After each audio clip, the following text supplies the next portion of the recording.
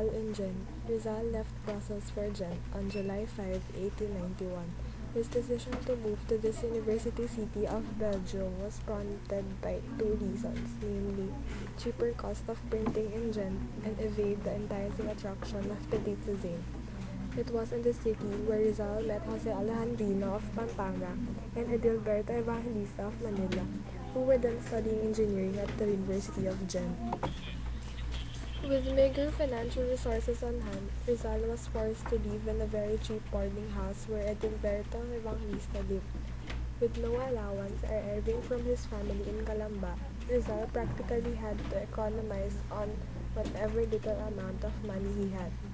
He thus led a life of near starvation in the city of Gent.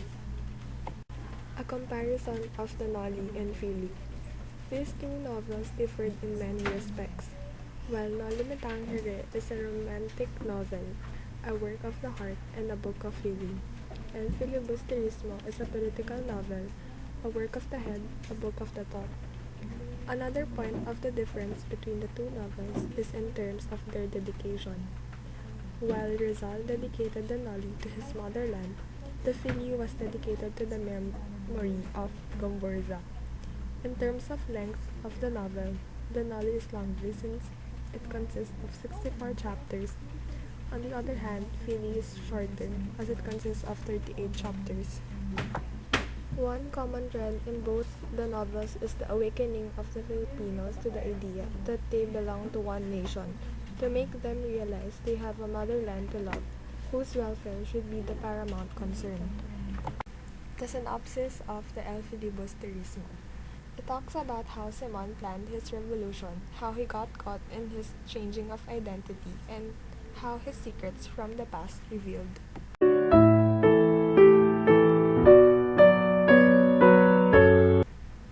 Maria Clara, who after suffering from untold physical and spiritual abuse for at least 13 years, at last dies, can still be made to symbolize in the Fili, the friar-dominated culture, which is now ripe for revolution.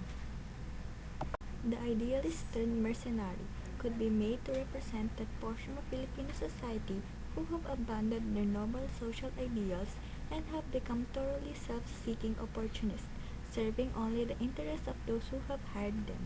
Funny, a young student who is inspired by high ideals of his country, but at critical moment apparently and unwittingly forgets those ideals for selfish reasons, could be made to symbolize the untested and unreliable idealism of a segment of the educated Filipino youths of the time.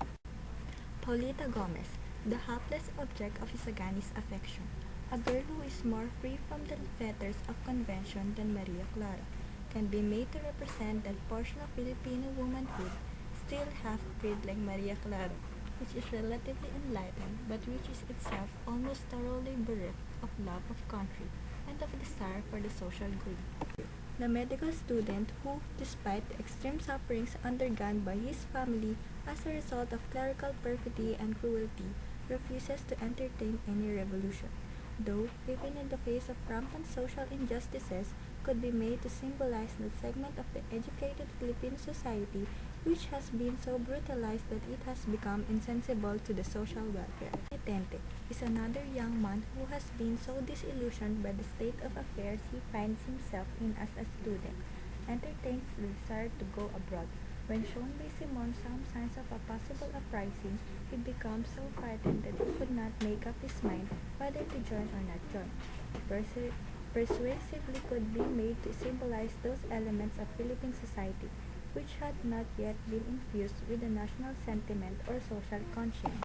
A typical Spanish official in the country, who occupies several positions despite the absence of qualification, believes that any idea that does not come from him deserves no consideration.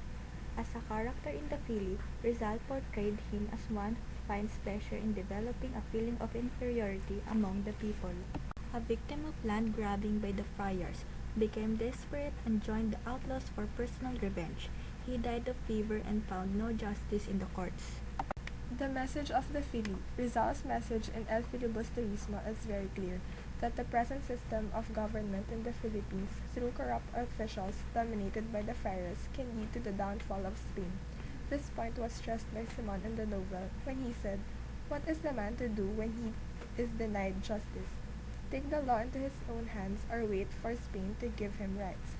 From the foregoing, Rizal was very certain that because of the nature and operation of the government, those who are intelligent, generous, hardworking, courageous, and loyal citizens were driven into opposition, crime, and subversion. The Spanish colonial government for Rizal was arbitrary, cruel, lacking in a sense of justice and responsibility, without interest in the people under its tutelage. While Rizal described the government in a very negative way, his picture of the friars in the Fili was harsher. In this novel, Rizal painted them as abusing their power for the following reasons: to satisfy their evil desires, to preserve their control of education, to rob men of their land, and to seek their own interest. The reluctant revolutionary and his concept of independence. As already stated, the El Filibusterismo is a novel about the revolution that failed, which was orchestrated by Simon.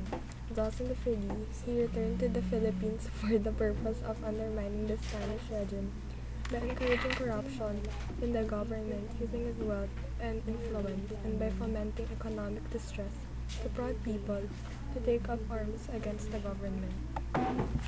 Simon attempted twice to carry out his sinister plan. He planned to seize control of Manila with the help of the outlaws and disaffected Filipino regiment.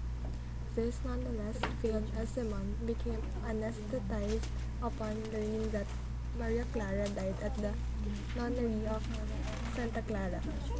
The second plan was to blow up the venue of the wedding feast of Paulita Gomez and Juanito Pelayas through a lamp prepared by him as a gift by the government general to the new couple.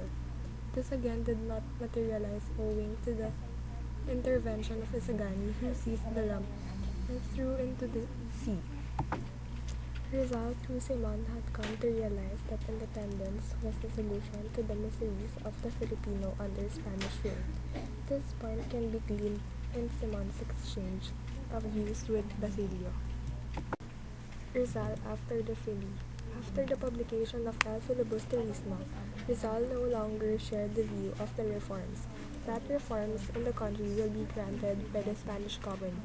He gave up the idea of gradual and peaceful emancipation of the country, which he clearly communicated to Blumentritt in 1887.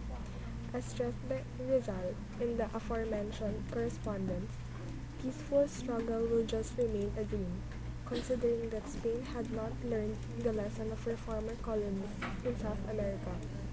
Believing that reforms would no longer be granted by Spain, Rizal became a separatist.